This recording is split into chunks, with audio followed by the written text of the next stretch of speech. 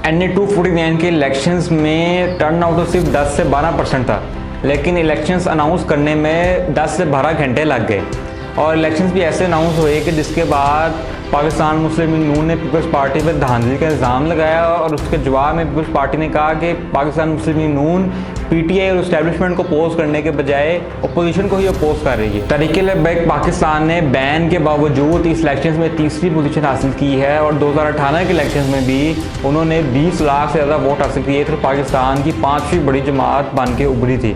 तो इस बात ने हमें सोचने में मजबूर कर दिया है कि क्या मुहर्रिकात हैं जिसकी वजह से तहरीक पाकिस्तान एक मेन स्ट्रीम पॉलिटिकल पार्टी बन चुकी है और एक ऐसी पार्टी बन चुकी है जिसका ऑर्गेनिक वोट बैंक जो है एग्जिस्ट करता है। अस्सलाम वालेकुम, द वीकली शो में आप सबको खुशामदीद। नाज़रीन, गुज़श्ता हफ्ते 29 अप्रैल को कराची में NA 249 में बाई इलेक्शंस हुए। ये सीट तब खाली हुई जब PTI के फैसल वाडा ने रिज़ाइन किया और वो रिज़ाइन के पीछे भी एक पूरी कहानी थी कि कैसे उन्होंने अपने एसेट्स जो थे वो डिक्लेयर नहीं किए थे। उनका केस चल रहा था ECP में और जब उनको पता चला कि वो केस हारने वाले हैं और वो पेश नहीं हो रहे थे तो उन्होंने रिज़ाइन कर दिया।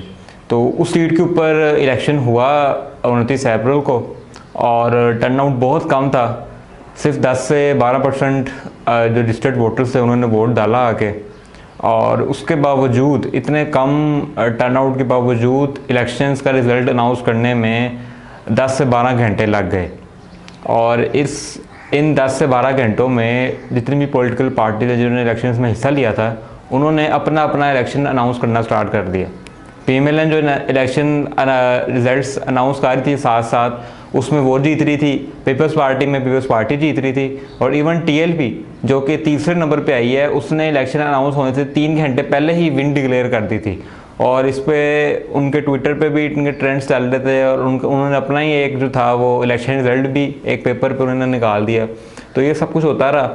बहरहाल जब इलेक्शन का ऑफिशियल रिज़ल्ट आया तो उसमें पीपल्स पार्टी ने वो सीट जीती। 16,000 और कुछ वोट उन्होंने हासिल किए, लेकिन लीड जो थी वो सिर्फ और सिर्फ 683 वोट्स की थी। 683 वोट्स की लीड थी और रिजेक्टेड वोट्स की तादाद इससे ज़्यादा थी। इन सब चीज़ों को मद्देनजर रखते हुए पाकिस्तान मुस्लिम लीग नून ने पीपल्स पार्टी के ऊपर ये इल्ज़ाम लगाया कि उन्होंने इलेक्शन रिग किया है और इसको उन्होंने डस्का पार्ट 2 कहा। आप लोगों को याद ही होगा कि डस्का के बाई इलेक्शंस में क्या कुछ हुआ था। उन्होंने इस इलेक्शंस को उसके साथ जो है वो तशबीह दी। इसके बाद पीपल्स पार्टी पे जाहिर सी बात है जब ये इतना संगीन इल्ज़ाम लगा तो उन्होंने भी रिस्पॉन्ड किया और पाकिस्तान मुस्लिम लीग नून को कहा कि वो सिर्फ सूखी बातें ना करें बल्कि उनके पास कोई सबूत है तो वो सामने लेके आएँ। और उन्होंने इवन पाकिस्तान मुस्लिम लीग को ये भी कहा कि वो PTI और इस्टेब्लिशमेंट को अपोज करने के बजाय अपोजिशन को ही अपोज कर रही है। इस सारे मामले में एक बड़ी, इसको आप आयरॉनिक कहें या अनफॉर्चुनेट बात कहें, सामने आई। पाकिस्तान मुस्लिम लीग नून जो कि ये समझती आई है कि 2018 में उनके साथ नाइंसाफ़ी हुई और मिलिट्री इस्टेब्लिशमेंट ने उनका वोट तोड़ा और उनका इलेक्शन चोरी किया। इस इलेक्शन में 249 बाई इलेक्शन में जो उनका कैंडिडेट है मिफ्ता इस्माइल, उन्होंने अपनी एप्लीकेशन में ये मौक़िफ़ अपनाया कि जो वोट्स हैं ये जब तक रिकाउंट नहीं होते तब तक इसको आर्मी की हिफाजत में दिए जाएँ, रेंजर्स की हिफाजत में दिए जाएँ। तो ये बड़ी आयरॉनिक बात है कि जिन लोगों को आप लोग चोर समझते हैं, जिन लोगों को आप ये कहते हैं कि इनकी इलेक्शन में मुदाखलत नहीं होनी चाहिए, आप फिर बार बार उनके पास जाते हैं, उन्हीं से रजू करते हैं, उन्हीं को बार बार इन्वॉल्व करते हैं। तो ये एक बड़ी आयरॉनिक कह लें या अनफॉर्चुनेट कह लें कि ये किस्सा भी सामने आया। नाज़रीन, इस इलेक्शन में जो सबसे तशवीशनाक फैक्ट सामने आया वो ये था कि TLP तहरीक पाकिस्तान ने इस इलेक्शन में तीसरी पोजीशन हासिल की है।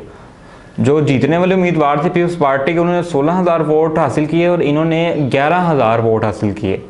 यानी कि तीसरी जमात बन के उभरी है इवन आफ्टर इट्स बैन। यानी कि जो बैन लगाया हुकूमत ने वो काउंटर प्रोडक्टिव प्रूव हुआ है।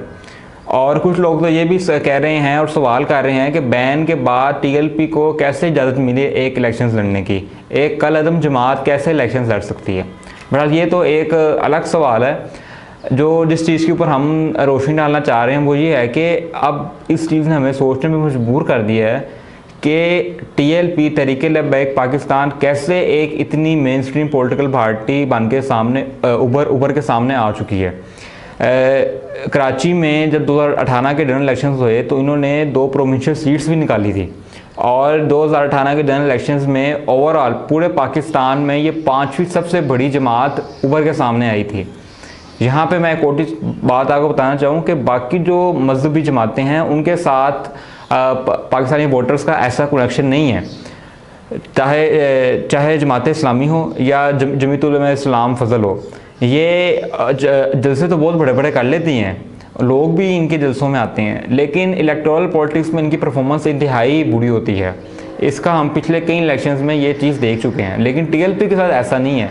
इनकी स्ट्रीट पे पावर तो है ही है, बल्कि इलेक्टोरल पॉलिटिक्स में भी इनकी बहुत ज़्यादा पावर है। और इसका जो सबूत था वो 2018 के जनरल इलेक्शंस के बाद अभी दोबारा हमारे सामने आया। अगर 2018 की बात करें तो तब ये इनका डेब्यू इलेक्शन था, पहला इलेक्शन था, और उसमें ये पाकिस्तान की 5वीं सबसे बड़ी जमात बन के सामने आई थी। और लाहौर में तो ये तीसरी सबसे बड़ी जमात थी। लाहौर के इलेक्शन बड़े जो होते हैं वो डिसाइडिंग होते हैं, डिसाइडिंग फैक्टर का रोल प्ले करते हैं, क्योंकि पंजाब जो है जो पंजाब में जीता है वो फेडरल में हुकूमत करता है। और पंजाब का जो सबसे अहम शहर है वो है लाहौर, जिसमें PMLN का बड़ा स्ट्रॉन्ग होल्ड है, और PTI का भी ऐसा ऐसा बढ़ा था, लेकिन उतना नहीं जितना PMLN का। लेकिन लाहौर में भी तीसरी बड़ी जमात बन के उभरी थी TLP 2018 के जनरल इलेक्शंस में। तो इन चीज़ों के ऊपर भी थोड़ी बात करते हैं कि इसकी क्या वजह है, कैसे ये सारा कुछ हुआ है पिछले कुछ सालों में, और कौन कौन लोग इसके पीछे मुलविस हैं। TLP की इलेक्टोरल इलेक्शंस में जो परफॉर्मेंस रही है अब तक, उन सब चीज़ों से ये बात तो बड़ी वाज़ेह है कि ये कोई आर्टिफिशियल मूवमेंट नहीं है, बल्कि ऑर्गेनिक आइडियोलॉजिकल मूवमेंट है जिसका वोट बैंक एग्जिस्ट करता है। अब ये बात सुनने वालों को बेशक बुरी लगे, लेकिन ये हकीकत है। बहरहाल ये भी हकीकत है कि उनको पाकिस्तान आर्मी ने, मिलिट्री इस्टेब्लिशमेंट ने एक वक्त पे सपोर्ट किया, उनको धरने में भी सपोर्ट किया गया जो 2017 का मशहूर ज़माना धरना है। और ये बात भी बड़ी वाज़ेह है कि उनकी जो पॉलिटिकल ब्रांच है जो कि इलेक्शंस लड़ती है, उसको PMLN का वोट तोड़ने के लिए ही मैदान में लाया गया था। लेकिन ये एक जो फैक्ट है, ये बाकी फैक्ट्स को डिसरिगार्ड नहीं कर सकता कि वो एक ऑर्गेनिक मूवमेंट भी है। उनका वोट बैंक एग्जिस्ट करता है पाकिस्तान में, लोग उनको वोट डालते हैं, उनका जो नैरेटिव है वो बिकता है, उनका जो रेटरिक है वो बिकता है पाकिस्तान के अंदर। अब इसको समझने के लिए आपको थोड़ी सी हिस्ट्री के ऊपर जाना पड़ेगा कि TLP की क्या हिस्ट्री रही है। TLP 2015-16 में नहीं बनी, TLP तब बन गई थी जब सलमान तफसीर वाला वाक़या हुआ, जब मुमताज़ कादरी को अरेस्ट किया गया। उस टाइम सबसे जो बड़ी पार्टी थी, जो सबसे बड़ा ग्रुप था जो कि मुमताज़ कादरी को सपोर्ट कर रहा था, वो तहरीक लब्बैक पाकिस्तान या रसूल अल्लाह था, जिसका असल नाम था वो था तहरीक लब्बैक या रसूल अल्लाह। ये तब तो एक सिर्फ सोशल मूवमेंट थी, उसके बाद आहिस्ता आहिस्ता आहिस्ता आहिस्ता ये एक पॉलिटिकल मूवमेंट में कन्वर्ट हो गई। 2016 में इन्होंने अपने आप को रजिस्टर्ड करवा दिया एज पॉलिटिकल पार्टी। तो इसका जो एक सोशल मूवमेंट का जो एक फेज़ है वो अलग है, और इसका जो पॉलिटिकल फेज़ है वो अलग है। तो इस वजह से ये आहिस्ता आहिस्ता एक इवॉल्व हुई है पार्टी, ये एकदम वजूद में नहीं आ गई। ये वो पार्टी नहीं है जो कि इलेक्शन से कुछ अर्सा पहले पॉलिटिकल इंजीनियरिंग के थ्रू बना लिया जाता है, जिस तरह बलूचिस्तान में बाप पार्टी बनाई गई जिसकी कोई हिस्टोरिकल बेसिस नहीं है, कोई उसकी कोई आइडियोलॉजी नहीं है। ये वो पार्टी नहीं है, इसकी एक स्ट्रॉन्ग आइडियोलॉजी है, इसका एक हिस्ट्री है। बेशक वो हिस्ट्री थोड़ी छोटी है, लेकिन ये आहिस्ता आहिस्ता इवॉल्व हुई है। ये एक आहिस्ता आहिस्ता एक पॉलिटिकल मूवमेंट बनी है, और उसको एक मौके के ऊपर पाकिस्तान की मिलिट्री एस्टेब्लिशमेंट ने भी सपोर्ट किया, जिसके नतीजे जो हैं आज हम भुगत रहे हैं। तो ये एक बड़ी हकीकत है कि ये एक पाकिस्तान की हकीकत है TLP, और ये एक स्ट्रॉन्ग आइडियोलॉजिकल मूवमेंट है जिसको वायलेंस के थ्रू या इस तरह का जो बैन है उसके थ्रू हल नहीं किया जा सकता। इसको काउंटर नैरेटिव के थ्रू ही हल किया जा सकता है। यह अवाम को बताया जाए कि इन्होंने पाकिस्तान का सोशल फैब्रिक किस तरह ख़राब किया है, और किस तरह सेंसिटिव रिलीजियस इश्यूज़ को अपने पॉलिटिकल गेन्स के लिए एक्सप्लॉइट करते हैं। तो आइडियाज़ को काउंटर कर सकते हैं आप इस तरह वायलेंस के थ्रू या बैन के थ्रू, जो जिस तरीके से लगाया गया। हम बैन के ख़िलाफ़ नहीं हैं, लेकिन हर चीज़ का एक ड्यू प्रोसेस होता है, एक लॉ होता है जो कि फॉलो होना चाहिए।